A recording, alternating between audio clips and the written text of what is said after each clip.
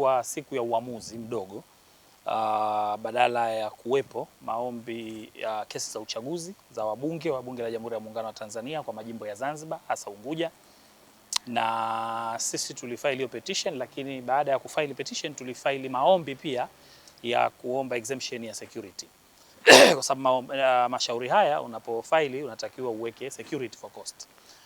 Lakini sheria inaruhusu kuomba exemption ya security. Kwa hiyo tumeleta maombi haya wakati tumeyafaili, wenzetu wa upande wa Jamhuri kwa maana ya ofisi ya mwanasheria mkuu pamoja na tume wakaleta pingamizi la kisheria la awali hasa kikatiba kusema kwamba Mahakama Kuu ya Zanzibar haina uwezo kikatiba kusikiliza shauri hizi au mashauri haya ya uchaguzi na maombi yanayotokana na mashauri ya uchaguzi, wakisema kwamba shauri ya namna hii na maombi yake yanatakiwa yasikilizwe kwenye Mahakama Kuu ya Jamhuri ya Muungano wa Tanzania. Lakini kimsingi ni Mahakama Kuu ya Bara.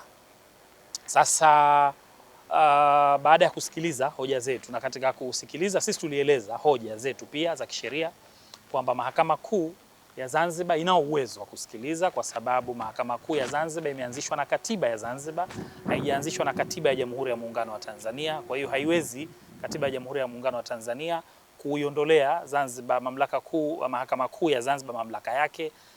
Tulieleza hoja pia kwamba hata sheria ya uchaguzi yenyewe wa Bunge Jamhuri ya Muungano wa Tanzania inatumika kote upande wa bara na upande wa Zanzibar, na sheria hii kwa sababu inatumika, mahakama ina uwezo kwa sababu katiba yetu ambayo sio ni katiba, tunasema ni katiba the supreme law kwa hapa Zanzibar, inaieleza kwamba Mahakama Kuu itakuwa na uwezo wa kusikiliza mambo yote kwa sheria zote zinazotumika Zanzibar, sio zilizotungwa Zanzibar, ikiwemo sheria hii ya uchaguzi wa rais wa bunge na madiwani, sheria ya bunge.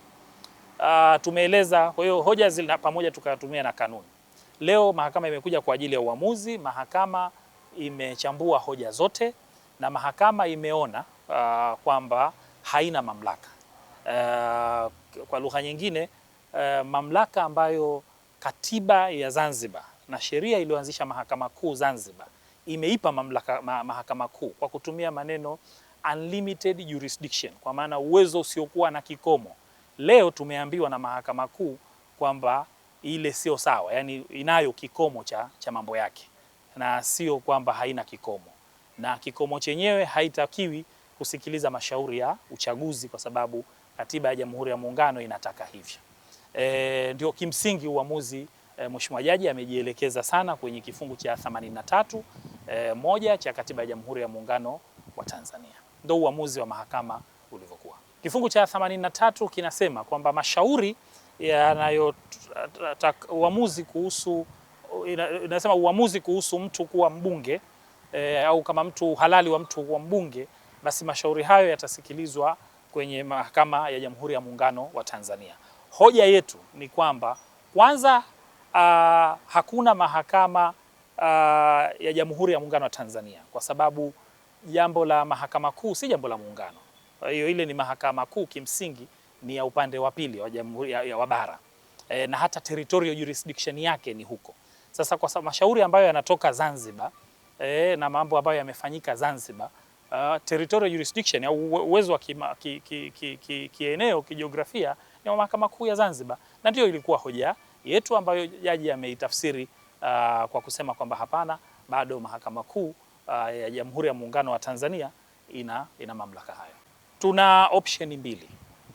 Tuna option ya kwanza kukata rufaa uamuzi huu kwenda mahakama ya rufaa, kuona kwamba mahakama ya rufaa pamoja na kwamba ilishawahi kudili na suala hili kabla, kuona kwamba baada ya development za sheria na kanuni inaweza kuwa na mtazamo tofauti. Hiyo option ya kwanza. Option ya pili ni kwenda huko tukavuka bahari, maana kwa uamuzi wa leo Wazanzibari wameambiwa wakiitaka haki yao ya uchaguzi basi wavuke bahari.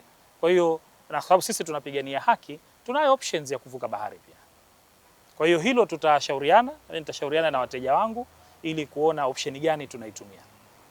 Sasa tukivuka tutaenda kuomba kule Mahakama Kuu extension of time kwa sababu tulikuja Mahakama Kuu Zanzibar, kwa sababu kanuni zenyewe za mashauri ya uchaguzi zinaitambua Mahakama Kuu Zanzibar, basi tutajua huko. Kwa hiyo sisi lakini tulikuwa reasonably, tulifungua ndani ya wakati na tulifata sheria inavyosema. Mahakama Kuu imeona tofauti, basi tutaenda kuomba muda ili tuweze kufaili tena mashauri haya katika Mahakama Kuu za Bara.